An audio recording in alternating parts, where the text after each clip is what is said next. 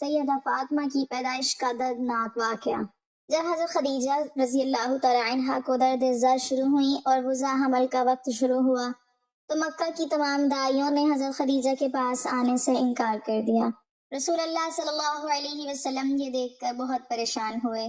مکہ کے سرداروں نے نبی صلی اللہ علیہ وسلم کے گھر کا گھیراؤ کر لیا تاکہ کوئی بھی داعی اندر نہ جا سکے، تو حضور صلی اللہ علیہ وسلم نے خود ہی ضد کی۔ بسم اللہ الرحمن الرحیم۔ حضرت فاطمہ رضی اللہ تعالی عنہا، جن کا معروف نام فاطمہ الزہرا ہے، حضرت محمد مصطفیٰ صلی اللہ علیہ وسلم اور حضرت خدیجہ بنت خویلد رضی اللہ تعالی عنہا کی بیٹی تھی۔ تمام مسلمانوں کے نزدیک آپ ایک برگزیدہ ہستی ہیں۔ آپ کی ولادت 20 جمادی الثانی بروز جمعہ بعثت کے 5ویں سال مکہ میں ہوئی۔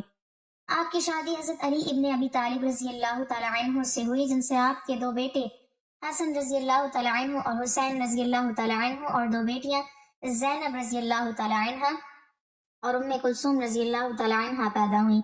آپ کی وفات اپنے والد گرامی حضرت محمد صلی اللہ علیہ وسلم کی وفات کے کچھ ماہ بعد 632 ہجری میں ہوئی۔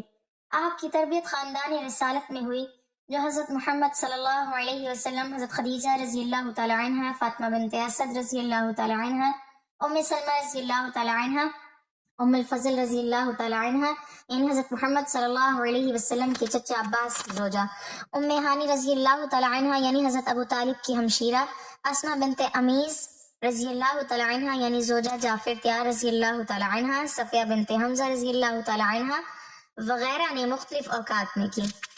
حضرت خدیجہ رضی اللہ تعالی عنہ کے انتقال کے بعد حضرت محمد صلی اللہ علیہ وسلم نے ان کی تربیت و پرورش کے لیے فاطمہ بنت اسد رضی اللہ تعالی عنہ کا انتخاب کیا۔ جب ان کا بھی انتقال ہو گیا تو اس وقت حضرت محمد صلی اللہ علیہ وسلم نے حضرت ام سلمہ رضی اللہ تعالی عنہ کو ان کی تربیت کی ذمہ داری دی۔ بعض روایات کے مطابق حضور صلی اللہ علیہ وسلم نے حضرت علی رضی اللہ تعالی عنہ سے فرمایا کہ اے علی، خدا کا حکم ہے کہ میں فاطمہ کی شادی تم سے کر دوں، کیا تمہیں منظور ہے؟ انہوں نے کہا ہاں، چنانچہ شادی ہو گئی۔ یہی روایت صحابہ میں حضرت عبداللہ ابن مسعود رضی اللہ تعالی عنہ، حضرت انس بن مالک رضی اللہ تعالی عنہ اور حضرت ام سلمہ رضی اللہ تعالی عنہ نے کی ہے۔ ایک اور روایت میں حضرت عبداللہ بن مسعود رضی اللہ تعالی عنہ سے مروی ہے کہ رسول اللہ صلی اللہ علیہ وسلم نے فرمایا، اللہ نے مجھے حکم دیا ہے کہ میں فاطمہ کا نکاح علی رضی اللہ تعالی عنہ سے کر دوں۔ بعض روایات کے مطابق حضرت علی رضی اللہ تعالی عنہ نے خود خواہش کا اظہار فرمایا تو حضور صلی اللہ علیہ وسلم نے قبول فرما لیا اور کہا مرحبا و اہلا۔ نکاح کے کچھ ماہ بعد 1 ذی الحجہ کو آپ رضی اللہ تعالی عنہ کی رخصتی ہوئی۔ رخصتی کے جلوس میں حضرت فاطمہ رضی اللہ تعالی عنہ اشب نامی ناقہ پر سوار ہوئی، جس کے ساربان حضرت سلمان فارسی رضی اللہ تعالی عنہ تھے۔ ازواج مطہرات جلوس کے آگے آگے تھی۔ بنی ہاشم ننگی تلواریں لیے جلوس کے ساتھ تھے۔ مجلس کے ارد گرد چکر لگانے کے بعد حضرت فاطمہ رضی اللہ تعالی عنہ کو حضرت علی رضی اللہ تعالی عنہ کے گھر میں اتارا گیا۔ رسول اللہ صلی اللہ علیہ وسلم نے پانی منگوایا، اس پر دم دعائیں کی اور علی رضی اللہ تعالی عنہ فاطمہ رضی اللہ تعالی عنہ کے سر، بازو اور سینے پر چڑھ کر دعا کی کہ اے اللہ، انہیں اور ان کی اولاد کو شیطان الرجیم سے تیری پناہ میں دیتا ہوں۔ آپ کی شادی کے بعد زنان قریش انہیں طعنے دیتی تھی کہ ان کی شادی ایک غریب سے کر دی گئی ہے، جس پر انہوں نے رسالت مآب صلی اللہ علیہ وسلم سے شکایت کی تو اس پر رسول اللہ صلی اللہ علیہ وسلم نے حضرت فاطمہ رضی اللہ تعالی عنہ کا ہاتھ پکڑا اور تسلی دی کہ اے فاطمہ، ایسا نہیں ہے، بلکہ میں نے تیری شادی ایک ایسے شخص سے کی ہے جو اسلام میں سب سے اول، علم میں سب سے اکمل اور حلم میں سب سے افضل ہے۔ کیا تمہیں نہیں معلوم کہ علی میرا بھائی ہے دنیا اور آخرت میں؟ یہ سن کر حضرت فاطمہ رضی اللہ تعالی عنہ ہنسنے لگی اور عرض کیا کہ یا رسول اللہ صلی اللہ علیہ وسلم، بابا جان، میں اس پر راضی اور خوش ہوں۔ شادی کے بعد آپ کی زندگی طبقہ نسواں کے لیے ایک مثال ہے۔ آپ گھر کا تمام کام خود کرتی تھی، مگر کبھی بھی حرف شکایت زبان پر نہیں آیا، نہ ہی کوئی مددگار یا کنیز کا تقاضا کیا۔ 7 ہجری میں رسول اللہ صلی اللہ علیہ وسلم نے ایک کنیز عنایت کی جو حضرت فضہ کے نام سے مشہور ہیں۔ ان کے ساتھ حضرت فاطمہ رضی اللہ تعالی عنہ نے باریاں مقرر کی تھی، یعنی ایک دن وہ کام کرتی تھی اور ایک دن حضرت فضہ رضی اللہ تعالی عنہ کام کرتی تھی۔ ایک دفعہ رسول اللہ صلی اللہ علیہ وسلم ان کے گھر تشریف لائے اور دیکھا کہ آپ رضی اللہ تعالی عنہ بچے کو گود میں لے کر چکی پیس رہی ہیں۔ رسول اللہ صلی اللہ علیہ وسلم نے فرمایا کہ ایک کام فضہ رضی اللہ تعالیٰ عنہ کے حوالے کر دو۔ آپ نے جواب دیا کہ بابا جان، آج فضہ کی باری قدر نہیں ہے۔ آپ کے حضرت علی رضی اللہ تعالیٰ عنہ سے بھی مثالی تعلقات تھے، کبھی ان سے کسی چیز کا تقاضا نہیں کیا۔ ایک دفعہ حضرت فاطمہ رضی اللہ تعالیٰ عنہ بیمار پڑی تو حضرت علی رضی اللہ تعالیٰ عنہ نے پوچھا کہ کچھ کھانے کو دل چاہتا ہو تو بتاؤ۔ آپ نے کہا کہ میرے پدر ایک بزرگوار نے تاکید کی ہے کہ میں آپ سے کسی چیز کا سوال نہ کروں، ممکن ہے کہ آپ اس کو پورا نہ کر سکیں اور آپ کو رنج ہو، اس لیے میں کچھ نہیں کہتی۔ حضرت علی رضی اللہ تعالیٰ عنہ نے جب قسم دی تو انار کا ذکر کیا۔ آپ رضی اللہ تعالیٰ عنہ نے کئی جنگیں دیکھی جن میں حضرت علی رضی اللہ تعالیٰ عنہ نے نمایاں کردار ادا کیا، مگر کبھی یہ نہیں چاہا کہ وہ جنگ میں شریک نہ ہوں اور پیچھے رہیں۔ اس کے علاوہ جنگ احد میں حضرت علی رضی اللہ تعالیٰ عنہ نے 16 زخم کھائے اور رسول اللہ صلی اللہ علیہ وسلم کا چہرہ مبارک بھی زخمی ہوا، مگر آپ نے کسی خوف و بہراس کا مظاہرہ نہیں کیا اور مرہم پٹی، علاج اور تلواروں کی صفائی کے فرائض سر انجام دیے۔ مباہلہ ایک مشہور واقعہ ہے اور ان چند واقعات میں سے ایک ہے جس میں حضرت فاطمہ رضی اللہ تعالیٰ عنہ کو جنگ کے علاوہ گھر سے نکلنا پڑا۔ نجران کے مسیحی جب حضرت محمد صلی اللہ علیہ وسلم سے ملنے آئے اور بحث کی کہ حضرت عیسیٰ علیہ السلام اللہ کے بیٹے ہیں اور کسی طرح نہ مانے، تو اللہ نے قرآن میں درج ذیل آیت نازل کی، اے پیغمبر، علم کے آ جانے کے بعد جو لوگ تم سے بحث کریں ان سے کہہ دیجئے کہ آؤ ہم لوگ اپنے اپنے فرزند، اپنی اپنی عورتوں اور اپنے اپنے نفسوں کو بلائیں اور پھر خدا کی بارگاہ میں دعا کریں اور چھوٹوں پر خدا کی لعنت قرار دیں۔ اس کے بعد مباہلہ کا فیصلہ ہوا کہ عیسائی اپنے برگزیدہ لوگوں کو لائیں گے اور رسول اللہ صلی اللہ علیہ وسلم اپنے برگزیدہ بندوں کے ساتھ آئیں گے اور مباہلہ کریں گے، اور اسی طریقے سے فیصلہ ہوگا۔ اگلی صبح رسول اللہ صلی اللہ علیہ وسلم اپنے ساتھ حضرت حسن رضی اللہ تعالیٰ عنہ اور حضرت حسین رضی اللہ تعالیٰ عنہ کو چادر میں لپیٹے ہوئے اور حضرت علی رضی اللہ تعالیٰ عنہ اور حضرت فاطمہ رضی اللہ تعالیٰ عنہ کو لیے ہوئے آئے۔ ان لوگوں کو دیکھتے ہی عیسائی مغلوب ہو گئے اور ان کے سردار نے کہا کہ میں ایسے چہرے دیکھ رہا ہوں کہ اگر خدا سے بد دعا کریں تو روئے زمین پر ایک بھی عیسائی سلامت نہ رہے۔ ام المومنین حضرت عائشہ رضی اللہ تعالیٰ عنہ سے روایت ہے کہ وصال سے قبل مرض وصال میں رسول اللہ صلی اللہ علیہ وسلم نے حضرت فاطمہ رضی اللہ تعالیٰ عنہ کو نزدیک بلا کر ان کے کان میں کچھ کہا جس پر وہ رونے لگی۔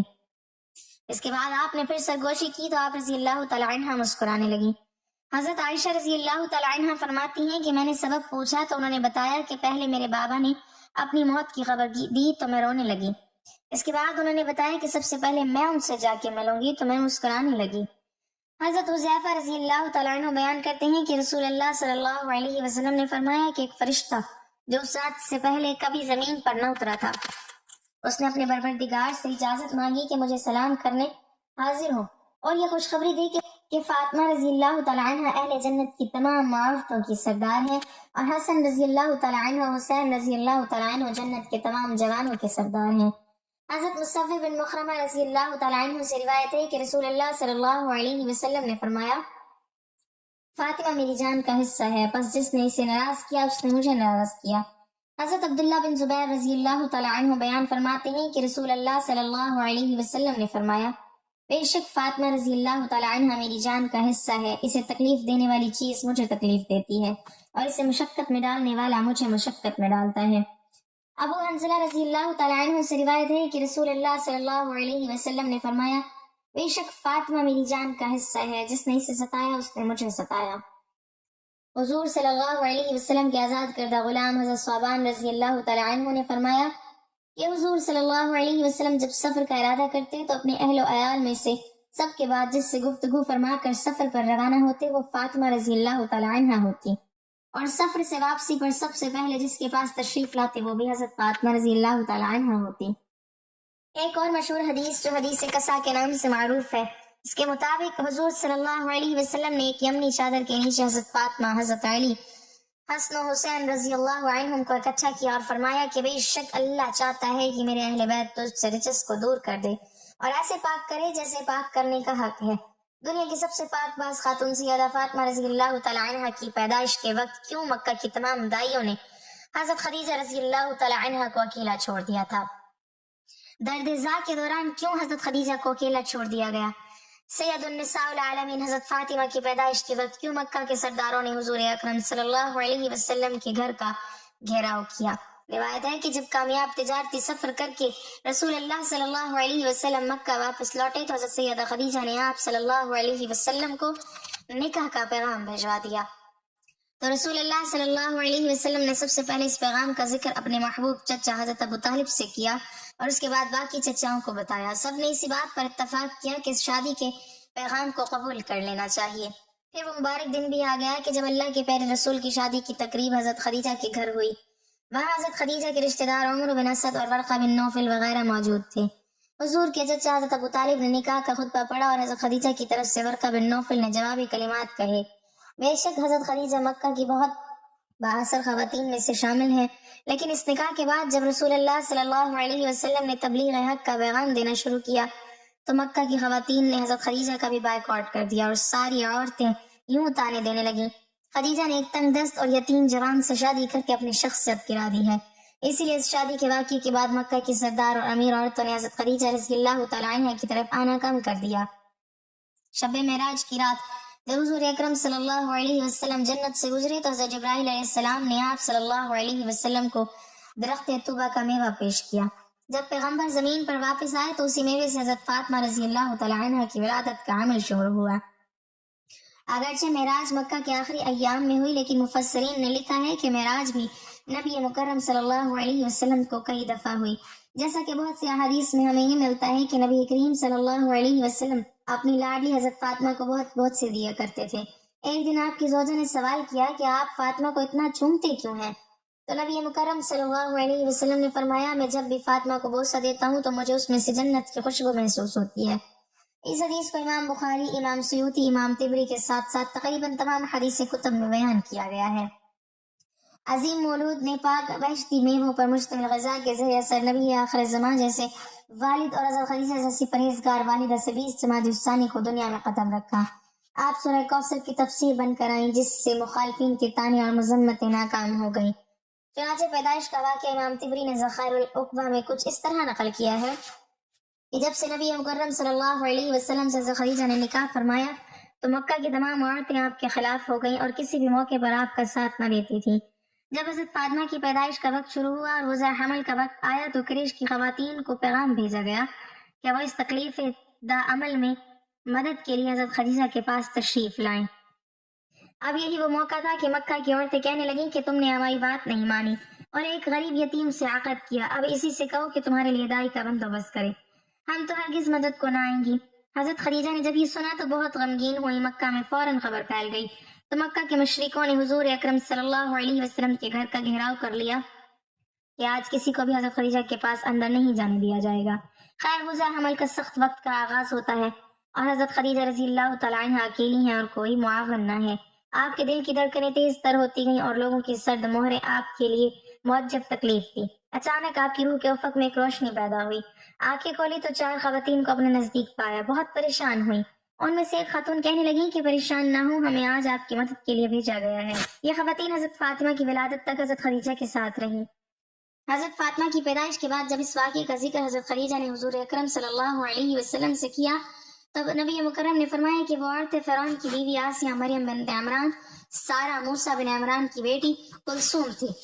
جب حضرت فاطمہ کی ولادت ہوئی تو اللہ تعالیٰ کے حکم سے 10 جنتی حوریں حضرت فاطمہ کے پاس آب کوثر کا پانی اور جنت سے عمدہ لباس لے کر حاضر ہوئیں۔ ان حوروں نے حضرت فاطمہ کو آب کوثر کے پانی سے غسل دے کر جنت کے لباس میں لپیٹ دیا تھا۔ اس وقت اچانک آسمان پر ایسا نور روشن ہوا کہ ایسا نور فرشتوں نے بھی کبھی نہیں دیکھا۔ ان 4 عورتوں نے حضرت فاطمہ کو حضرت خدیجہ رضی اللہ تعالیٰ عنہ کی گود میں دیتے ہوئے الفاظ بولے کہ یہ تمہاری بیٹی طاہرہ ہے، خدا ان کی نسل سے حضور اکرم کی نسل بڑھائے گا۔ روایت میں آتا ہے کہ ام ایمن حضور اکرم صلی اللہ علیہ وسلم کے گھر پر آپ کو مبارکباد کہنے کے لیے آ رہی تھی کہ راستے میں ان کو سلیمہ نامی ایک عورت ملی۔ اس نے پوچھا کہ ام ایمن تم جلدی جلدی میں کہاں جا رہی ہو؟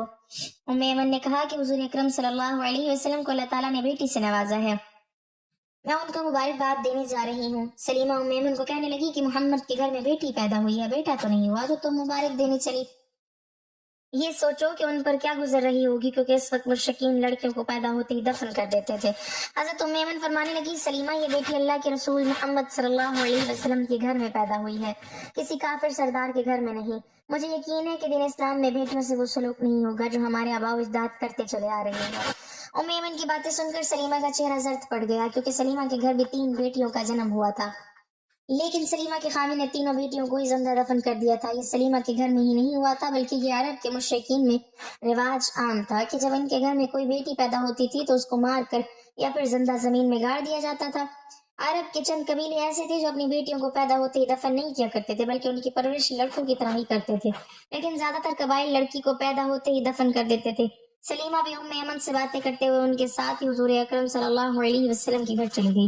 سلیمہ نے سوچا کہ میں بھی دیکھتی ہوں کہ حضور اکرم صلی اللہ علیہ وسلم کا بیٹی کی ولادت پر رد عمل کیا ہے۔